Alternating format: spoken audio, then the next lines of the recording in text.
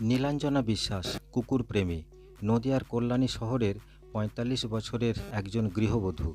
সারা দিনে প্রায় ৪০০টি কুকুরকে তিনি রান্না করে খাওয়ান। মেনু থাকে মুরগির মাংস আর ভাত। প্লাস্টিকের পাত্রে খাবার দেন, জলও দেন বাটিতে। শুধুমাত্র কুকুরকে খাওয়ানোর জন্য নিজের গয়না বিক্রি করেছেন। ব্যাংক থেকে ৩ লক্ষ টাকা লোনও নিয়েছেন। রীতিমতো কর্মযোগ্য। এর জন্য একটি ফ্রিজ ও প্রচুর জ্বালানি মজুদ আছে বাড়িতে।